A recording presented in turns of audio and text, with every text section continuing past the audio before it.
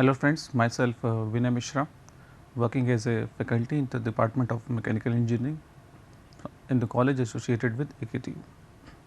Today we are going to have a discussion basically on the thermodynamics, the subject of BTech third semester from AKTU syllabus.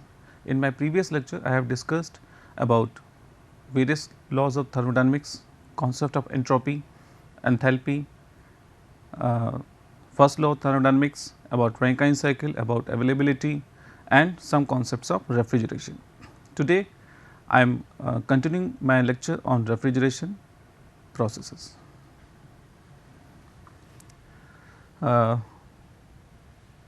आज हम लोग basically बात करेंगे today we are basically going to have a discussion basically on the simple vapour compression refrigeration system.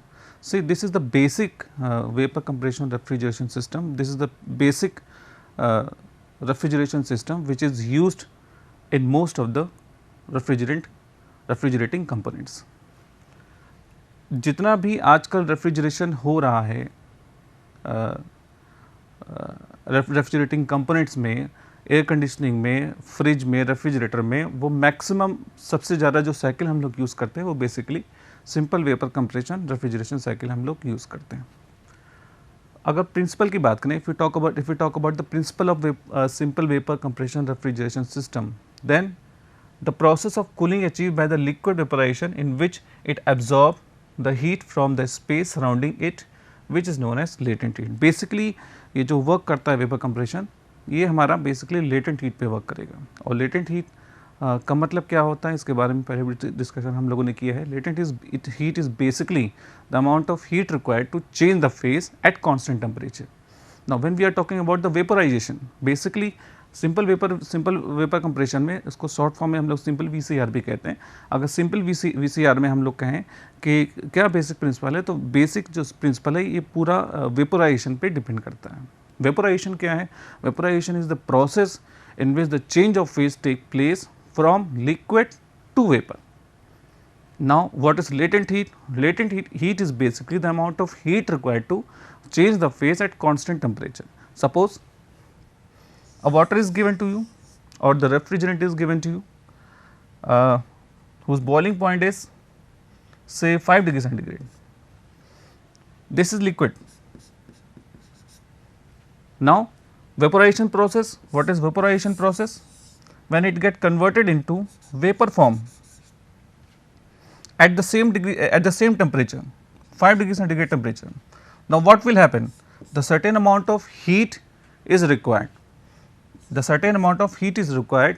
amount of heat is known as latent heat. That means this is the amount of heat which is required to change the phase from liquid to vapor at the constant temperature. At the constant temperature 5 degree centigrade for example. Okay. So जो amount of heat हम देंगे तो वो amount of heat हमारी latent heat कहलाएगी. उसके बाद अगर सर्टेन अमाउंट ऑफ हीट वो एब्जॉर्ब फिर भी कर रहा है तो वो सेम फेज में हीट का एब्जॉर्प्शन हो जाएगा. उस केस में हम लोग कहेंगे this is basically the sensible heat, क्योंकि sensible heat is the basically the amount of heat which is required to change the temperature in the same phase. Same phase में टेम्परेचर चेंज करने के लिए जिस हीट की requirement होती है उसे हम लोग कहते हैं सेंसिबल हीट. और सेम टेम्परेचर पे, कांस्टेंट टेम्परेचर पे अगर फेज चेंज करने के लिए जितने अमाउंट ऑफ हीट की ज़रूरत होती है उसको हम लोग कहते हैं दिस इज लेटेंट हीट. तो this is basically the latent heat of vaporization. Vaporization क्यों कहेंगे? Because the kind of vaporization process take place that in which the phase transformation take place from liquid to vapour. यानी यहाँ पे phase transformation हो रहा है liquid से vapour के फॉर्म में, तो हम लोग कहेंगे यहाँ पे बेसिकली ये एक फेज ट्रांसफॉर्मेशन प्रोसेस है, इसको हम लोग वेपोराइजेशन कहेंगे. अगर इसको रिवर्स कर दें तो जाहिर सी बात है इसका रिवर्स जो प्रोसेस होगा, the process in which the vapour get converted into liquid, that process is known as basically the condensation process, जिसमें वेपर कन्वर्ट होगा लिक्विड के फॉर्म में. अगर कॉन्स्टेंट टेम्परेचर पे होगा तो सर्टेन अमाउंट ऑफ हीट वो रिजेक्ट करेगा और वो अमाउंट ऑफ हीट जो होगी हमारी वो लेटेंट हीट ऑफ कंडेंसेशन कहलाएगी. ये अमाउंट ऑफ जो हीट है जिसमें प्रोसेस चेंज हो रहा है लिक्विड, जिसमें फेज चेंज हो रहा है लिक्विड से वेपर के फॉर्म में, ये अमाउंट ऑफ हीट हमारी कहलाएगी लेटेंट हीट ऑफ वेपोराइजेशन. उसका रिवर्स उस केस में जो हमारी हीट होगी at the constant temperature with the change of phase from vapour to liquid, that amount of heat is known as the latent heat of condensation. तो basically जो vapour simple VCR है simple vapour compression refrigeration system है वो basically यहाँ पे इस principal पे work करेगा, इस प्रोसेस पे हमारा काम करेगा। तो बेसिकली यहाँ पे रेफ्रिजरेंट जो हम लोग यूज़ करते हैं, तो रेफ्रिजरेंट का फेज चेंज होता है लिक्विड से वेपर के फॉर्म में, जो अमाउंट ऑफ हीट वो एब्जॉर्ब करता है उसको हम लेटेंट हीट कहते हैं। और जहाँ से एब्जॉर्ब करता है ये हीट, जहाँ से एब्जॉर्ब करेगा उस स्पेस को ठंडा करेगा। यानी जाहिर सी बात है, अगर किसी स्पेस को हमें कूल करना है, if we want to cool the space then definitely the some amount of heat must be extracted from the space required for the cooling itself. That means वहाँ पे हमको सर्टेन अमाउंट ऑफ हीट हमें निकालना पड़ेगा। अगर ये process जहाँ पर हो रहा है तो उस स्पेस में हम लोग कहेंगे कि सर्टेन अमाउंट ऑफ हीट वो एब्जॉर्ब करेगा, जहाँ से एब्जॉर्ब करेगा ये स्पेस में कूलिंग प्रोसेस होगा, हीट एक्सट्रैक्शन प्रोसेस होगा। तो यही हमारी अमाउंट ऑफ जो हीट है वो बेसिकली हमारी रेफ्रिजरेशन इफेक्ट कहलाएगी। तो इस तरीके से ये बेसिक प्रिंसिपल है हमारा जो वेपोराइजेशन प्रोसेस का, जो हम यूज़ करते हैं सिंपल VCR में। वेपोराइजेशन ऑफ पेट्रोल, अगर हम एग्जांपल ले लें, छोटा एग्जांपल लें कि अगर पेट्रोल का एग्जांपल ले लें, तो अगर हम पेट्रोल को अपनी स्किन से अगर टच करें तो हम लोग देखेंगे हमें ठंडा महसूस होगा, एक कूलिंग इफेक्ट हमको मिलेगा। वो बेसिकली कैसे होता है कि पेट्रोल जो होता है वो वोलेटाइल इन नेचर होता है। अगर वो हमारी स्किन पे कांटेक्ट करेगा तो हमारा बॉडी का जो टेम्परेचर होगा उसके लिए एज ए हीट वर्क करेगा। तो वहाँ से वो सर्टेन अमाउंट ऑफ हीट को एब्जॉर्ब करेगा, लेटेंट हीट ऑफ वेपोराइजेशन को एब्जॉर्ब करेगा। वेपोराइजेशन प्रोसेस होगा, लिक्विड चेंज होगा वेपर में। जब लिक्विड चेंज होगा वेपर में तो certain amount of heat absorb करेगा। कहाँ से एब्जॉर्ब करेगा? हमारी स्किन से एब्जॉर्ब करेगा। और हमारी स्किन से जब एब्जॉर्ब करेगा तो हमारी जो स्किन है हमें कूलिंग इफेक्ट मिलेगा, हमें ठंडा महसूस होगा। तो वो बेसिकली ये भी एक छोटा सा रेफ्रिजरेशन प्रोसेस है जिसमें वेपोराइजेशन हो रहा है और लेटेंट हीट ऑफ वेपोराइजेशन को एब्जॉर्ब किया जा रहा है और जिससे फेज चेंज हो रहा है लिक्विड से वेपर के फॉर्म में।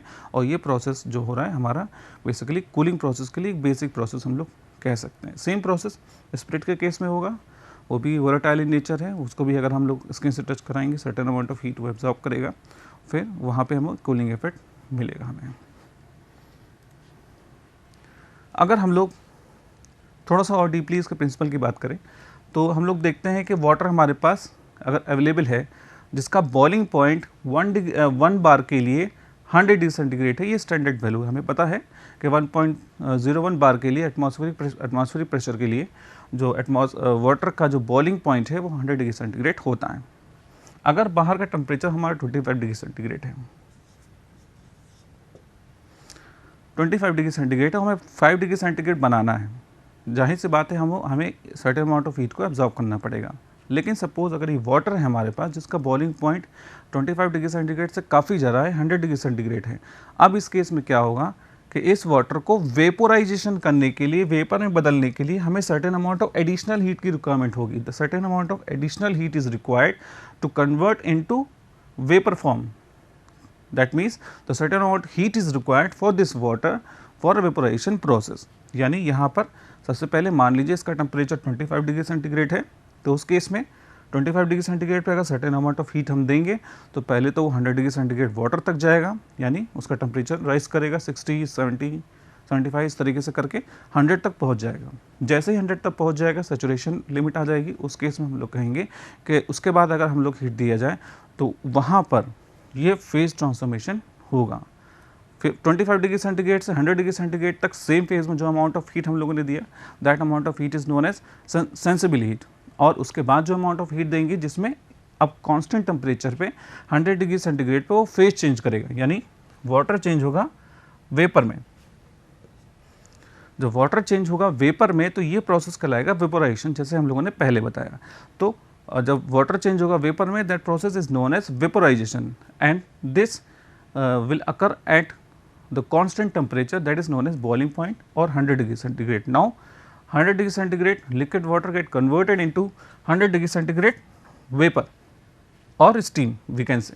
सो इस प्रोसेस में कांस्टेंट टेम्परेचर पे जो अमाउंट ऑफ हीट हम लोगों ने दिया वो हमारी हीट कहलाएगी लेटेंट हीट ऑफ वेपोराइजेशन, और ये प्रोसेस कहलाएगा हमारा बॉइलिंग और वेपोराइजेशन। अब अगर हम लोग सेकेंड फेज में हम लोग रेफ्रिजरेंट का एग्जांपल ले लें। अभी हम लोगों ने देखा कि वाटर के केस में बॉइलिंग पॉइंट 100 डिग्री सेंटीग्रेड होता है। मान लीजिए हम एक ऐसा अगर रेफ्रिजरेंट अगर कोई सब्सटेंस यूज़ कर लें जिसका बॉइलिंग पॉइंट काफ़ी कम हो, जिसका बॉइलिंग पॉइंट काफ़ी कम हो, अब उस केस में तो वहाँ पे रेफ्रिजरेशन इफेक्ट हमको नहीं मिलेगा। क्यों? क्योंकि वाटर के केस में बॉइलिंग पॉइंट 1.01 बार के लिए 100 डिग्री सेंटीग्रेड होता है। तो उस पर्टिकुलर कंडीशन के लिए तो हमें वहाँ रेफ्रिजरेशन इफेक्ट नहीं मिलेगा।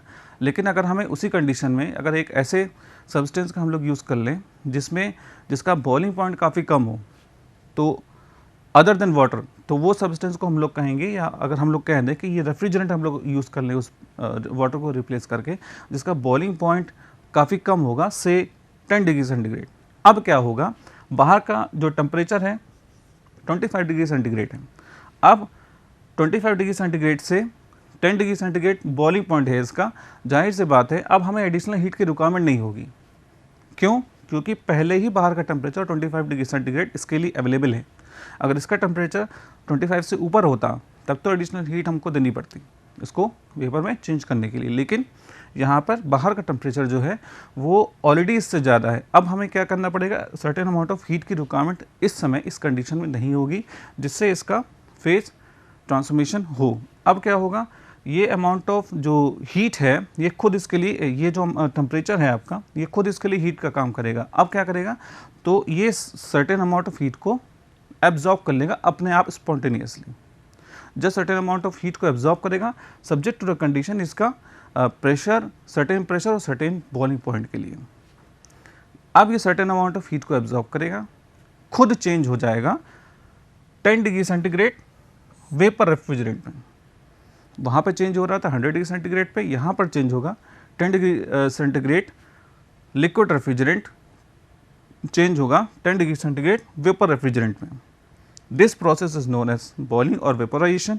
और जो अमाउंट ऑफ हीट वो एब्जॉर्ब करेगा यहाँ से यहाँ तक जाने के लिए, कहाँ से, बाहर से 25 डिग्री सेंटीग्रेड अगर रूम का टेम्परेचर है तो उस रूम में अगर इसको रख दें तो वहाँ से सर्टेन अमाउंट ऑफ हीट को ये एब्जॉर्ब करेगा, और जो अमाउंट ऑफ हीट को एब्जॉर्ब करेगा that amount of heat is known as latent heat of vaporization. तो जैसे ही सर्टेन अमाउंट ऑफ हीट को ये एब्जॉर्ब करेगा तो वो स्पेस हमारा कूल डाउन हो जाएगा, ठंडा हो जाएगा, क्योंकि वहाँ से हीट का एक्सट्रैक्शन हो जाएगा। और वो कहाँ जाएगी हीट, वो इस रेफ्रिजरेंट में जाएगी, जिसका यूज़ कहाँ पे होगा, इसका यूज़ फेज ट्रांसफॉर्मेशन में होगा, लिक्विड से वेपर रेफ्रिजरेंट में बदलने के लिए। तो इस तरीके से हम लोग देखते हैं कि अगर बॉइलिंग पॉइंट हमारा ऐसा सब्सटेंस यूज़ कर लें कि बॉइलिंग पॉइंट हम कम हो हमारा, तो उस केस में जो 25 डिग्री सेंटीग्रेड जो हमें अगर रूम का टेम्परेचर है अगर 15 डिग्री सेंटीग्रेड चाहिए, तो इस कंडीशन में हमें रेफ्रिजरेशन इफेक्ट प्रोड्यूस हो जाएगा। लेकिन पहले वाली कंडीशन की बात करें वाटर के केस में, तो वहाँ पर रेफ्रिजरेशन इफेक्ट हमें इस इफेक्टिवली या रेफ्रिजरेशन इफेक्ट उस कंडीशन में पर्टिकुलर कंडीशन के लिए हमें नहीं मिल पाएगा। यहाँ पर हमें रेफ्रिजरेशन इफेक्ट हमें मिल जाएगा। तो यही बेसिकली प्रिंसिपल है कि सिंपल VCR में हम लोग एक रेफ्रिजरेंट यूज़ करते हैं जिसमें वेपोराइजेशन होता है।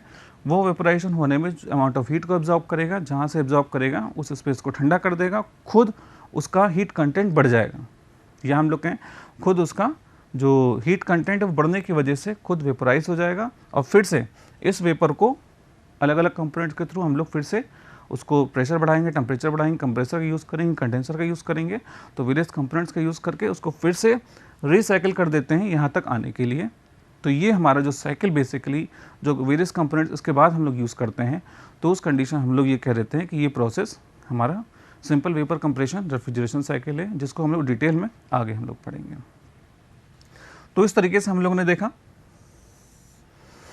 कि कैसे latent heat of vaporisation responsible है रेफ्रिजरेशन इफेक्ट को प्रोड्यूस करने के लिए simple vapour compression refrigeration system में। अब हम लोग कंपोनेंट्स की बात करें। इससे पहले तो हम लोगों ने बेसिक प्रिंसिपल के बारे में बात किया था कि कैसे सिंपल वेपर कंप्रेशन में रेफ्रिजरेशन इफेक्ट हमारा बेसिक कॉन्सेप्ट क्या है, फंडामेंटल क्या है। अब उसी रेफ्रिजरेंट में हम लोग सेम रेफ्रिजरेंट हमको यूज़ करना है साइकिल में, तो हमें क्या करना पड़ेगा, उसकी कंडीशन को बदलना पड़ेगा, प्रॉपर्टीज़ उसकी थोड़ा सा चेंज करनी पड़ेगी, प्रेशर, टेम्परेचर, वॉल्यूम, ये सारी चीज़ें हमको चेंज करनी पड़ेगी ताकि वो फिर से रिवर्स कंडीशन में आ सके और रेफ्रिजरेंट जो है हमारा रीयूज़ हो सके, हमें बार बार रेफ्रिजरेंट बदलने की ज़रूरत ना पड़े। इसलिए उसके लिए एक प्रॉपर अरेंजमेंट हम लोग यूज़ करेंगे, जैसे हम लोगों ने इससे पहले देखा। कुछ का प्रॉपर अरेंजमेंट है, कुछ इक्विपमेंट्स हैं, कुछ कंपोनेंट्स हैं, मैकेनिकल कंपोनेंट्स, उसको यूज़ करके हमको रेफ्रिजरेंट को फ्लो करवाना पड़ेगा जिससे रेफ्रिजरेशन इफेक्ट हमारा कंटिन्यूअस मिलता रहे। पहला है हमारा कंप्रेसर, दूसरा है हमारा कंडेंसर, फिर रिसीवर, एक्सपेंडर, इवेपोरेटर, पाइप और रेफ्रिजरेंट। ये कुछ इंपॉर्टेंट कुछ कंपोनेंट्स हैं जिनका यूज़ करेंगे हम। एक पर्टिकुलर अरेंजमेंट होगा इनका, जिससे कि हमें रेफ्रिजरेशन इफेक्ट सिंपल वीसीआर के केस में हमको मिल सकेगा। अब इसका ये हमारा अरेंजमेंट बेसिकली सिंपल वीसीआर का, simple vapour compression refrigeration system का। ये हमारा कंप्रेसर है, ये हमारा कंडेंसर है, this is your receiver, this is your expander, this is your evaporator. Compressor is the component. Compressor क्या है? Compressor is basic the component which is used to compress the fluid, which is used to compress the vapor। यानी जाहिर सी बात है compressor हम लोग use कर रहे हैं तो यहाँ पे लिक्विड फॉर्म नहीं होगा, वेपर फॉर्म होगा। वेपर फॉर्म ही कंप्रेस हो पाएगा, लिक्विड कंप्रेस नहीं हो पाएगा। तो जाहिर सी बात है यहाँ पे ये एक ऐसा कंपोनेंट है जो जिसका यूज़ करते हैं हम in order to compress the vapour refrigerant over here. That means in order to compress the vapour refrigerant in the sense in order to increase the pressure as well as temperature of the refrigerant। अगर pressure increase करेगा, temperature increase करेगा और volume decrease करेगा तो उस case में हम लोग कहेंगे the kind of compression take place for the particular refrigerant in case of vapour form, in case of vapour phase.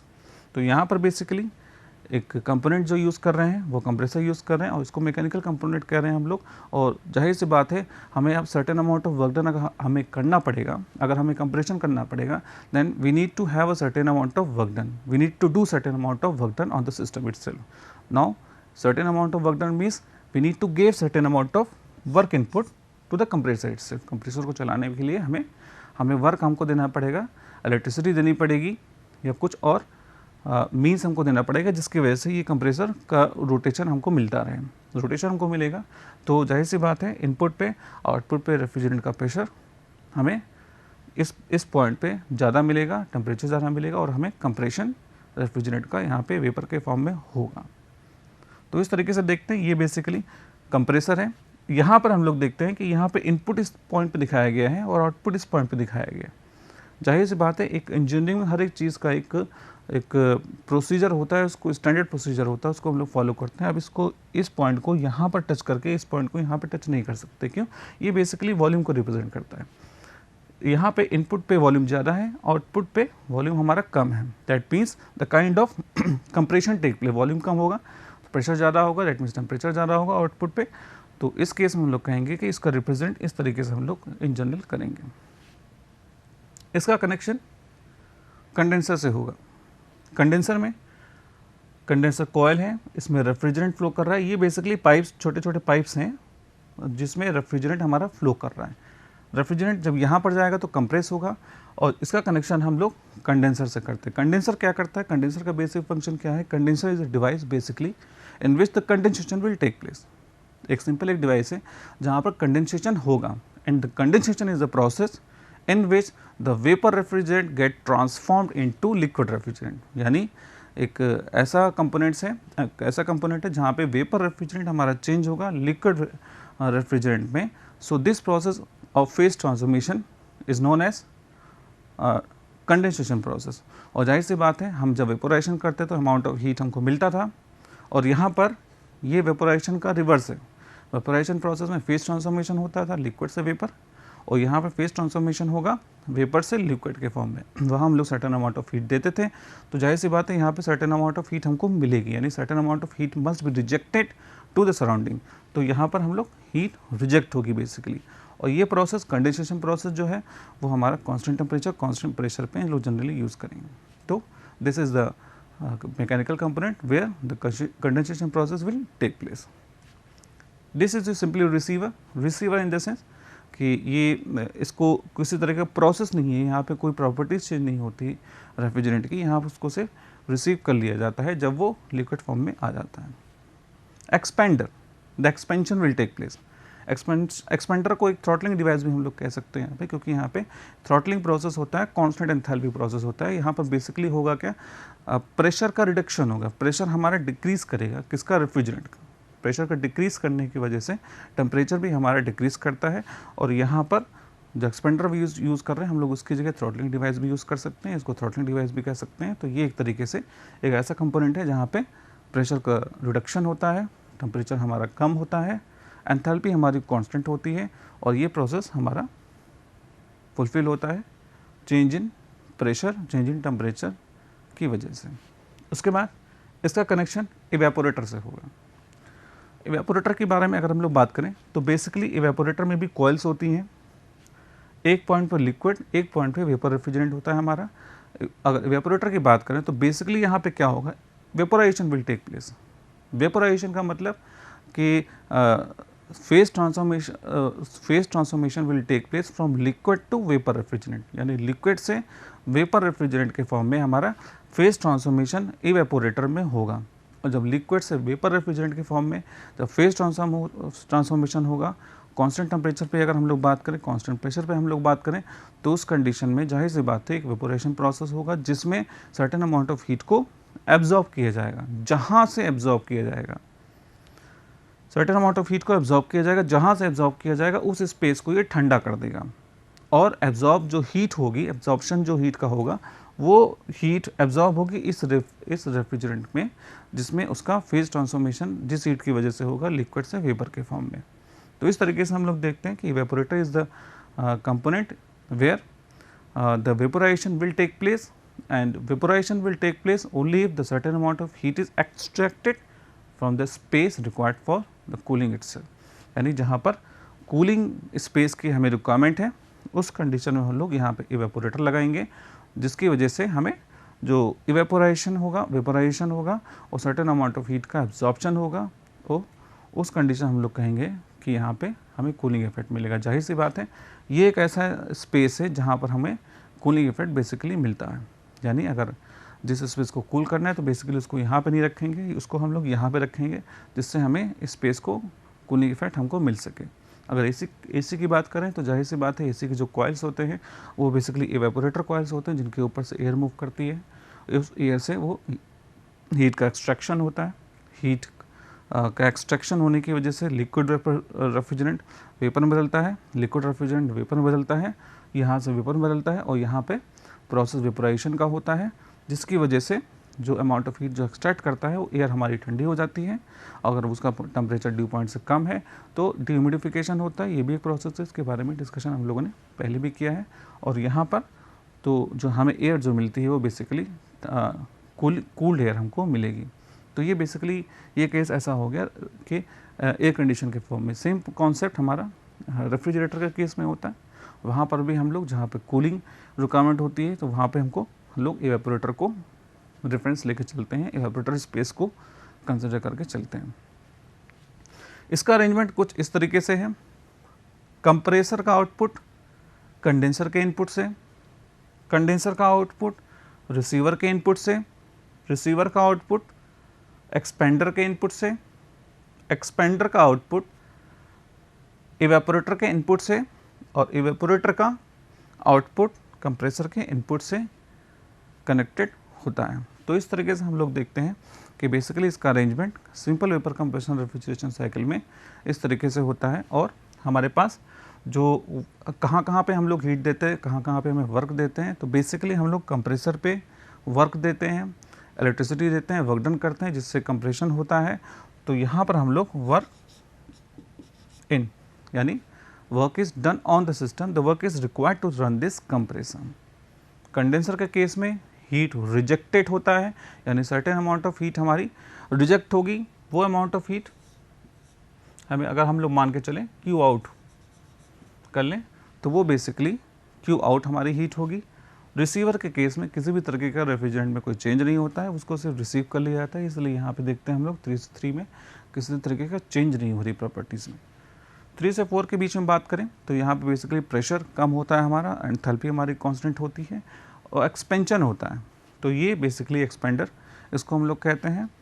Evaporator के केस में सर्टेन अमाउंट ऑफ हीट का एब्जॉर्प्शन होगा।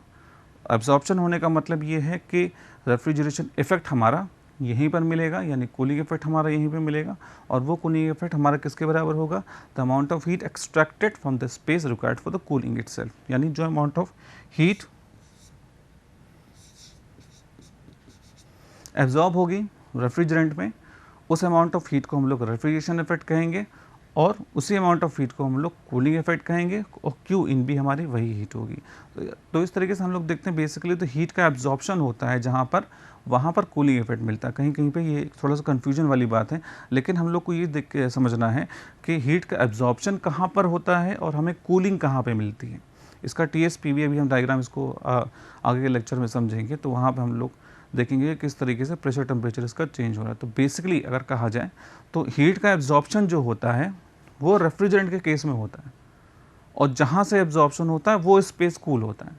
तो ये थोड़ा सा कभी कभी थोड़ा सा प्रॉब्लम वाली बात लगती है, कन्फ्यूजन थोड़ा सा हो जाता है कि भी हीट एब्जॉर्प्शन हो रहा है जहाँ पे, तो वहाँ पर कूलिंग हमको कैसे मिलेगी। तो जाहिर सी बात है दो स्पेस है हमारे पास, एक तो रेफ्रिजरेंट का स्पेस है और एक दूसरा स्पेस है सराउंडिंग का। तो अगर ये जहाँ पर रखा हुआ है, तो अगर जहाँ से हीट को एब्जॉर्ब करेगा तो हीट का ट्रांसफॉर्मेशन बाहर से अंदर हो गया। अब इस रेफ्रिजरेंट का तो हीट कंटेंट बढ़ गया, हीट का एब्जॉर्प्शन हो गया, लेकिन जहाँ से हीट को एब्जॉर्ब किया उस स्पेस को हमारा ठंडा हो गया। तो बेसिकली यहाँ पे दो स्पेस हैं, एक स्पेस में हीट का एब्जॉर्प्शन हो रहा है और वही हीट जहाँ से निकल रही है स्पेस से, सराउंडिंग से, उस सराउंडिंग में हमारे कूलिंग इफेक्ट मिल रहा है। तो बेसिकली यहाँ पे जो हीट का एब्जॉर्प्शन हो रहा है वो रेफ्रिजरेंट के केस में हो रहा है, इवेपोरेटर में हो रहा है, जहाँ से एब्जॉर्प्शन हो रहा है वो स्पेस को हमारा ठंडा कर दे रहा है। अब यहाँ पे हीट का रिजेक्शन जो हो रहा है, ये बेसिकली रिजेक्शन कहाँ से हो रहा है, रेफ्रिजरेंट से रिजेक्शन हो रहा है। रेफ्रिजरेंट जो है उसका रिजेक्शन हो रहा है, हीट निकल रही है रेफ्रिजरेंट से सराउंडिंग को जा रही है, तो सराउंडिंग को जो हीट जा रही है वो हमारा यहाँ पे बेसिकली हमारा हीटिंग इफेक्ट होगा। अगर इसका हम लोग डायग्राम देखें तो डायग्राम कुछ इस तरीके से आता है।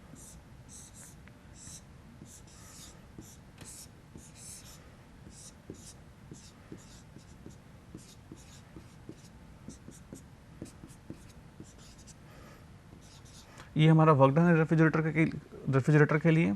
अमाउंट ऑफ हीट एक्सट्रैक्ट हुआ है कहाँ से, लो टेम्परेचर से, T1 का टेम्परेचर हमारा कम है T2 से। ये हमारा सराउंडिंग है। अमाउंट ऑफ हीट रिजेक्शन हुआ है कहाँ से, इस कूलिंग स्पेस से जिसको हमें कूल करना है वहाँ से हीट को निकाला गया है, Q1 अमाउंट ऑफ हीट को निकाला गया है। रिजेक्शन किया है हम लोगों ने Q2 अमाउंट ऑफ हीट को, यानी Q2 अमाउंट ऑफ जो हीट है वो हमारा रिजेक्टेड हीट है। ये अमाउंट ऑफ जो हीट है हमारा रिजेक्टेड हीट है। तो इसकी हीट बैलेंस इक्वेशन अगर हम लोग लिखेंगे तो कुछ इस तरीके से होगी, Q1 plus W is equal to Q2। तो या अगर हम लोग वर्क डन की बात करें, Q2 माइनस Q1 बेसिकली हमारा वर्क डन होगा। यहाँ पे हम लोग देखते हैं जो Q2 की जो वैल्यू है वो हमें ज़्यादा है। Q2 की वैल्यू ज़्यादा होने की वजह से जो हीट रिजेक्शन है वो बेसिकली हमारा ज़्यादा है। हीट रिजेक्शन अगर ज़्यादा है इसका मतलब ये है कि जितना अमाउंट ऑफ ये कूलिंग कर रहा है उससे कहीं ज़्यादा ये हीट कर रहा है, यानी जितना अमाउंट में ये कूल कर रहा है, जितना अमाउंट ऑफ हीट एब्जॉर्ब कर रहा है उससे कहीं ज़्यादा अमाउंट में ये हीटिंग इफेक्ट कर रहा है। लेकिन इस स्पेस में कूलिंग इफेक्ट मिल रहा है सेपरेटली और इस स्पेस में हमें हीटिंग इफेक्ट मिल रहा है। लेकिन इसका नेट इफेक्ट हम लोग देखें तो हम लोग बेसिकली यहाँ पे हीट का रिजेक्शन के ज़्यादा होने की वजह से ये जो पूरा ओवरऑल इफेक्ट है इसका वो हीटिंग इफेक्ट कहलाता है। लेकिन एक सर्टेन स्पेस में, एक सर्टेन रीजन में कूलिंग हमको मिलता है जहाँ हमको रिक्वायरमेंट है, और एक सर्टेन रीजन में हमें हीटिंग इफेक्ट मिलता है। तो इस तरीके से इसका जो बेसिक इक्वेशन होगी वो कुछ इस तरीके से हम लोग लिखेंगे। तो इस तरीके से हम लोगों ने देखा कि सिंपल वेपर कंप्रेशन में किस तरीके से जो कंपोनेंट्स होते हैं, अरेंजमेंट होता है। अब इसके डिटेल में हम लोग आगे क्लास में समझेंगे। TS और PV डायग्राम के बारे में हम लोग और डिटेल में डिस्कशन करेंगे आगे क्लास में। ओके, धन्यवाद।